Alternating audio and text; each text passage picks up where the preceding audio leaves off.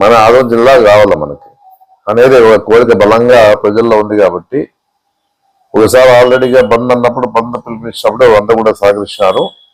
ఈసారి కూడా రేపు 24వ తారీఖు కూడా బంద్ చేయడం జరుగుతా ఉంది. మా పార్టీ తరఫున సంపూర్ణంగా మీ మద్దతు తెలపడం జరుగుతా ఉందని చెప్పేసి నేను చెప్పడం జరుగుతా ఉంది. ఎందుకంటే మన జిల్లా మా 5 నియోజకవర్గాలు కూడా బంద్ చేస్తా ఉన్నారు. మన నియోజకవర్గమే కాదు, మా ఆదోని జిల్లా కొరకు 5 నియోజకవర్గాలు కూడా బంద్ ప్రకటించడం జరిగిన పరిస్థితులు ఉంది. అందరూ కూడా మన సత్తా ఏమో చూపేయాలని చెప్పేసి కూడా నేను ఆదోని ప్రజలు కాదు, చుట్టుపక్కల ఉన్న నియోజకవర్గాల ప్రజలు కూడా నేను తెలియజేస్తా ఉన్నాను. ఏదన్నా ఇది అవసరం అని చెప్పేసి ఉద్దేశంతోనే పోరాటాలు కొనసాగిస్తా ఉన్న పరిస్థితి కూడా మనం చూస్తా ఉన్నాం.